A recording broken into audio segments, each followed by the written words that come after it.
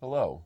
Today I am pleased to welcome to the studio Julian Fenwick, Managing Director, GRC Solutions, which is based in Australia, but which now, as of recently, has acquired a company, Better Incorporated, in the United States, right here in New York. Better is a fascinating company, and we are going to talk more about that later. But for some background on Julian. Julian has spent the better part of his career in helping clients with managing their compliance programs and access to legal information, first starting in 2000 within the law firm Blake, Dawson, Waldron. Those efforts resulted in that same law firm spinning off that platform, which ultimately became GRC Solutions, and now the SALT compliance platform with offices in Australia, Singapore, and now the United States.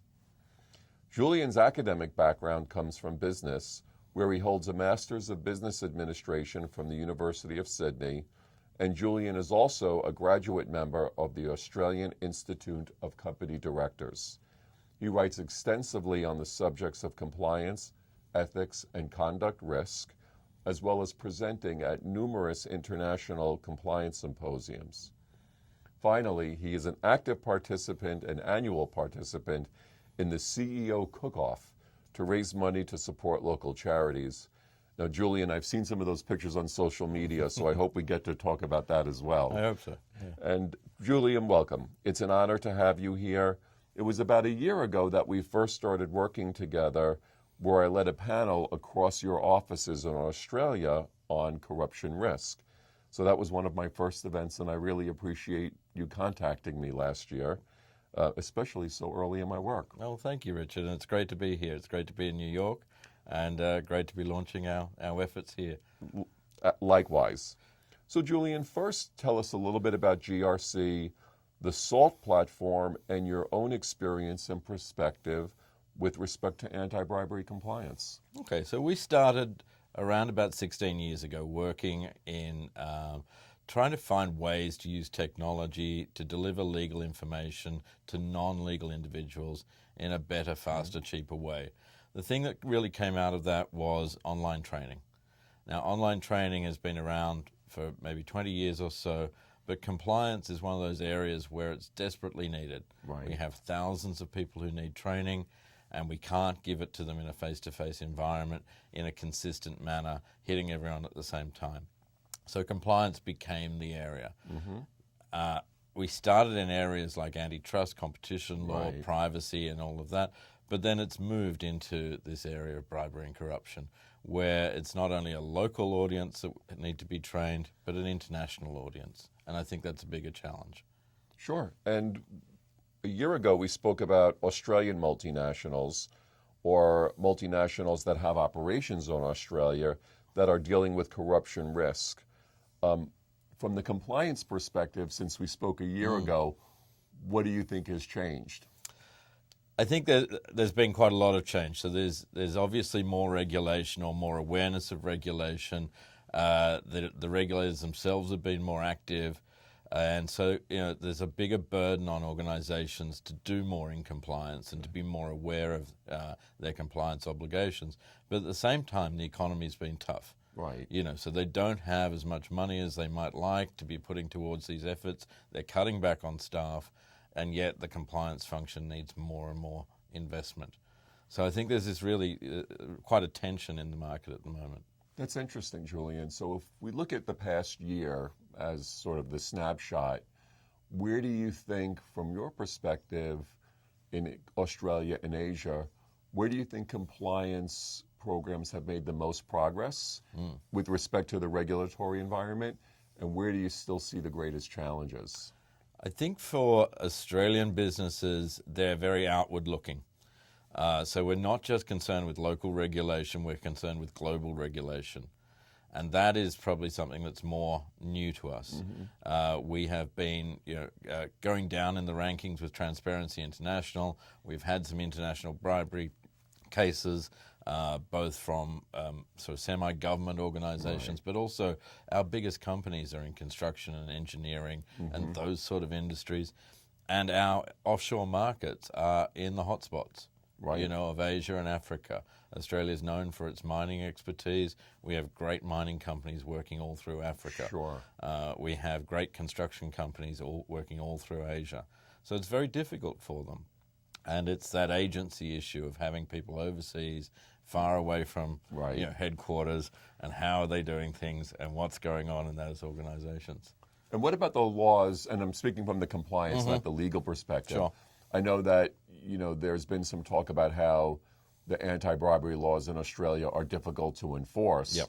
But even with that said, are companies starting to take it more seriously? I think that companies are taking it seriously. I don't think they're overly concerned about Australian legislation. I think they're concerned more about the impact of the FCPA, of the UK Bribery Act, but also our clients are looking at it from a global best practice point of view. So it's not necessarily that they're worried about getting themselves into trouble, but they want to be seen as doing the right thing. Okay. And I think that that's quite interesting. They really do want to be seen as leaders in the space and doing the right thing when they're going into countries where bribery might be more accepted, and so standing up for themselves. But it's a global principles issue. So they're looking at it almost as a reputational Sure. and ethical Yeah. perspective, not just complying with what the laws might be. Yeah, Oh, absolutely. that's great. And this is always a big subject of discussion here in the U.S. Is it a focus, is the government focusing on individual wrongdoers, or is it looking at corporate prosecution? What's the view from Australia and Asia? Yeah, look, I think it's probably more corporate. Okay. I don't think they're going after the individuals just yet. Right. There is a Senate inquiry on at the moment. Individuals will be called up, but that's more of a name and shame rather than a prosecute. So Right. it's about getting some public attention on the issue Sure. and getting putting the government, having the government be a bit more informed about the issue themselves. So I think at the moment that's where the pressure is. I think we're also seeing some pressure in the non-government sector, the charity sector, operating overseas. Right. And there's a lot of corporate governance issues in those organizations, and they're starting to be looked at as well. Interesting. So when you sit with your clients for the first time, whether it's a multinational based in Australia or maybe an Australian subsidiary of a U.S. or overseas firm, what are some of the first things you start to talk about when it comes to corruption risk? Where do you start? Well, often there's a little bit of a dance. Right. How much do they want to tell us about what's going on in their organization to inform us as to where the issues are? So we're not just a technology provider. We provide all the content. We work with that client to provide all that training materials, to write that all for them. So we really need to understand the pressures in their organization, the pain points in their organization, and who those target individuals are. And it comes back to your question earlier around, are we targeting individuals or the corporation? When we're going into an organization, we're actually starting to talk to those individuals. Interesting. And we're trying to say to them, well, how does this relate to your day-to-day job? What risk profile does your job have? And how can we give you information that's going to better suit you and protect your organization? So going back to your ethical perspective versus the legal perspective, do you see your clients, and we're generalizing a little bit here in Australia and Asia, are they approaching this from we need to tick the box for the regulators, or we really want our compliance to be understood and embraced in the field? Because sometimes compliance for the regulators doesn't necessarily mean it's understood. What do you see happening? Well, I think there's certainly pressure from the regulators. Right. But there's also pressure from other groups. So looking at the engineering companies and things like that, they don't have to be found guilty of an offence to be excluded from certain work. Right. So they could be just on a watch list, and therefore their tender doesn't go anywhere. So it's potentially debarred. Yeah. So Assumption. it doesn't have to be a case against them or anything ongoing. Just a whiff of, something untoward. So I think there's a real commercial concern there from them, that they are not only training their people, but also being seen to be training their people. Interesting. I think that's a marketable asset that they can use is their compliance program. I don't think there's that many organizations who are simply looking to tick the box these days.